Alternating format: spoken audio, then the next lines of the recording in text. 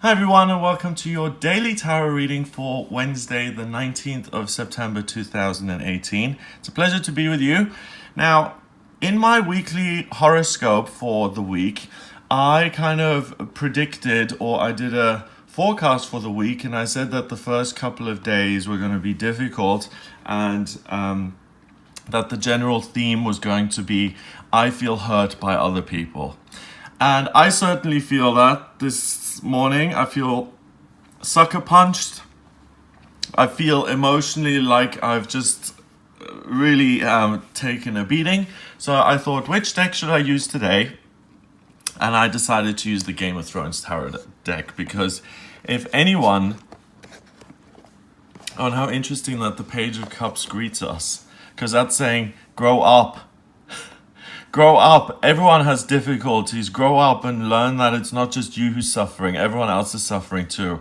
You see, there's always a reason why these decks are right and why the law of attraction is at work when you choose a tarot deck. The deck you use for that day is the deck you're supposed to be using. So we've got the Games of Thrones tarot, which I don't know if you've watched the show or not, doesn't really matter, but it's quite a graphic show in terms of violence and emotional pain is just through the roof. The things that happens to these poor people is just unbelievable. So if anyone understands pain, it's the characters of Game of Thrones. So let's use this wonderfully cheerful theme of hurt and pain to see what's going on here on Wednesday the 19th. And I laugh at these things because even though I feel emotionally like, oh, you have to laugh. What are the choices? What are you going to do? You're going to cry if you don't laugh? I cry if I don't laugh, so I always try and laugh. I try and see the positive in it. Aria again, blind Aria. Okay, it's telling me to go back here. The Hanged Man. Okay. So first of all, we have the Eight of Spears. And the Eight of Spears is about news coming in and information being passed on. So they're outside here. They're making plans and those plans are going to be implemented quickly. We've got a crow flying there. Information is being passed along. Messages are being exchanged, plans are being formed, and things are moving forward.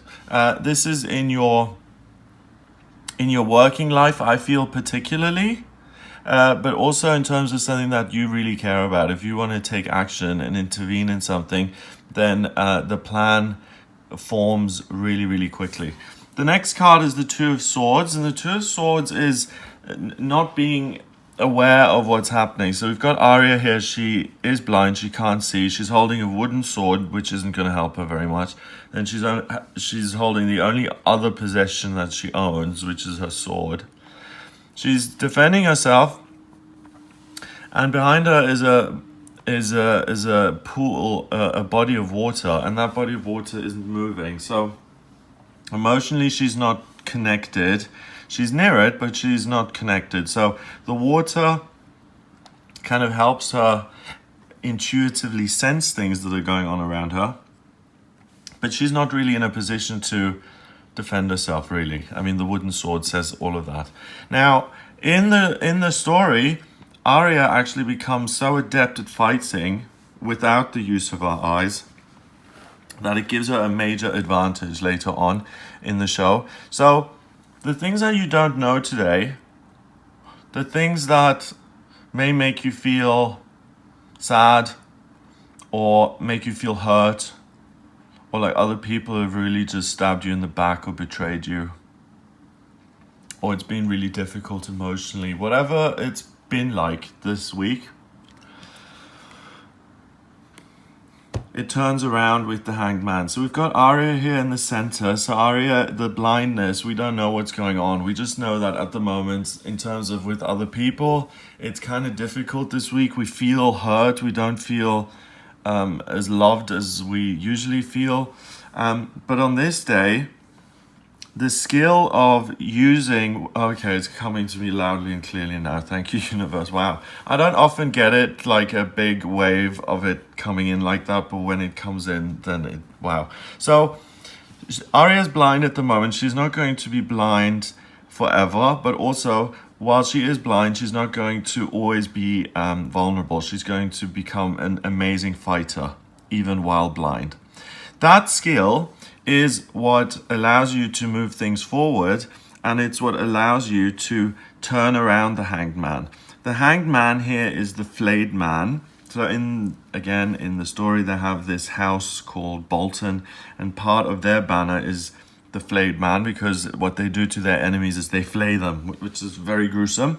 So it's obviously it's just a fear factor. I mean, if you have banners with this kind of gruesome thing on it, people are terrified of you. And the hanged man here is a hanged man who really hasn't done anything wrong. He's been hanged. He doesn't even have an identity. He's just flesh. He's just a symbol, a warning to people. If you mess with us, this is how you're going to end up. It's got nothing to do with the personality. So this is just meat. This is just someone trying to terrorize people by showing them at their very worst or what could happen to them. And you can turn that around by using your skills. And then you get to decide what head goes in that space, in that empty space. Who are you going to be? It's been a tough week, okay? So maybe people have been dismissive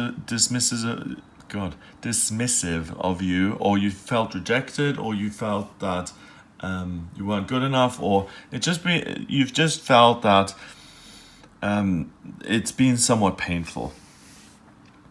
By accepting that, rather than saying, oh, it shouldn't be like this, it should be wonderful, and I should have puppies and roses and everything should be glorious. I shouldn't have to deal with disgruntled family members and people who are angry at me, and people who want money off me all the time and demands and all of that. I just don't want that. So she uses her skills. She becomes able to really fight in the dark, so to speak.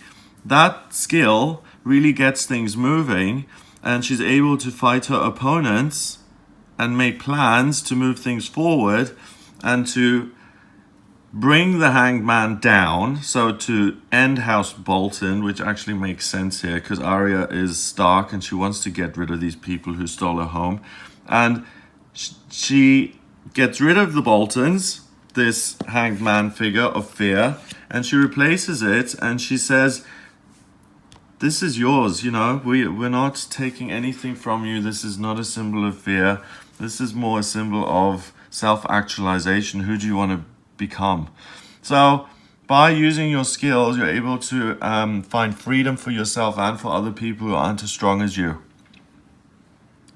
So you're really able to help others. So charity, standing up for other people, only if you feel drawn to it, though. Only if you feel like it's right. You're not going to do anything today which is going to...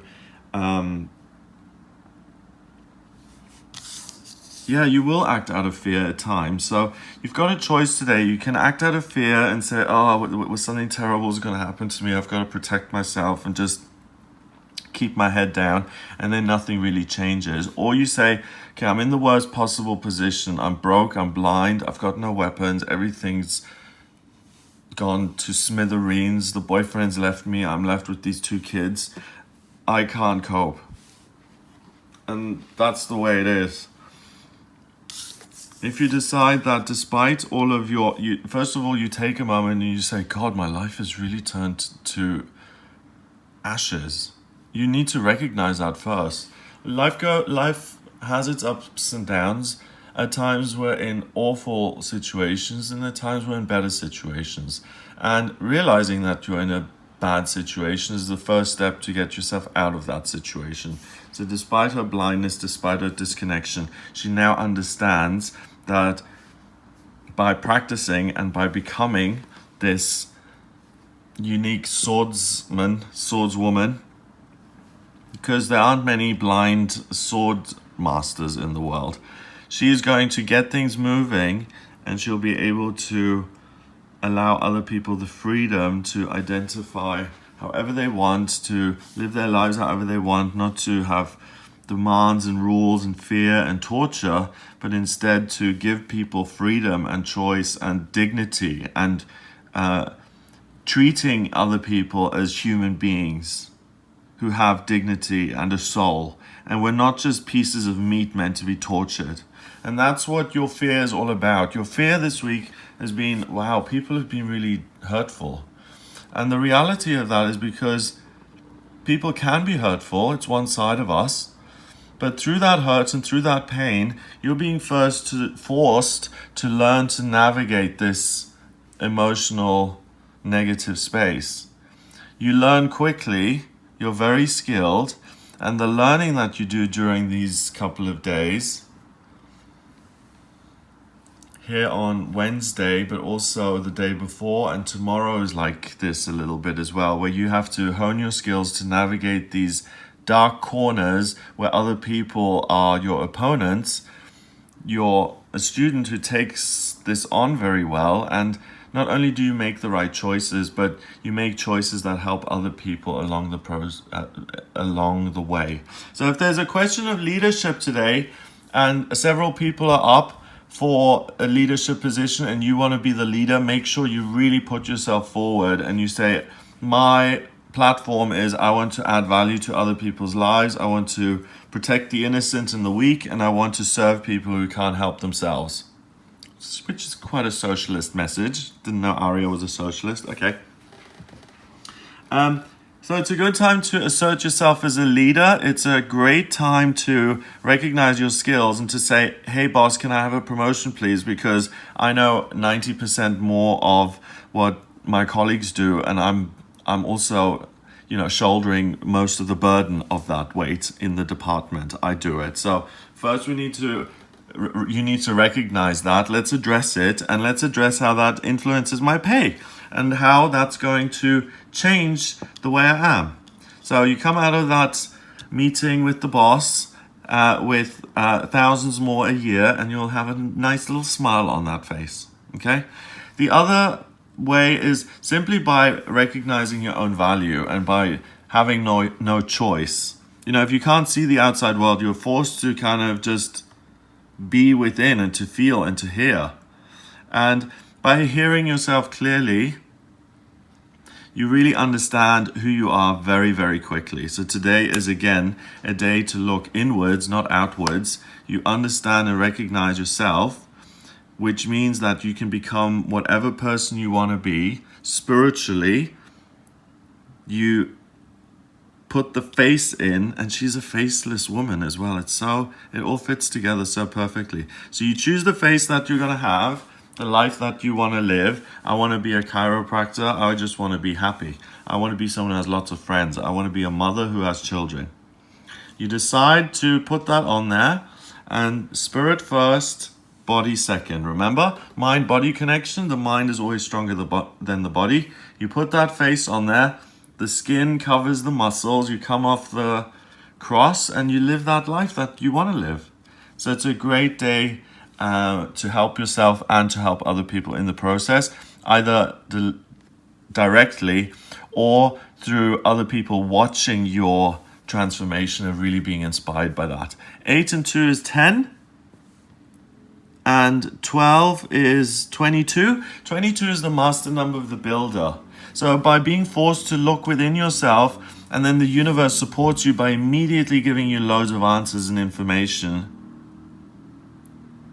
you can really build something that is going to stand the test of time, that's going to serve as your legacy. This can be the day where you become the person that you're remembered for. So on this day, you say, okay, I'm no longer going to be a servant girl. I'm going to train. I'm going to train at the Iron Bank, and I want to be an economist. And she decides to do that, and she puts the economist face on, and then she becomes an economist. She lives in the city. She marries a man. She has children. She settles down. That's her choice. And that's the thing today. You can build something long-term and meaningful in your life. So Don't be like, oh, I'm hurt, and protect yourself. Use the hurt and the feelings and the energy that you're getting from other people today and be an alchemist, okay? I'm encouraging you to be an alchemist this week. Transform all the energy into wonderful energy that considers your own situation in your life, your own desires, your own passions, your own purposes, and how you can create the life you want. Without knowing, you don't have to know. All you have to do is see where you are now. You've got everything you need right now to get things moving, to become the person you want to be.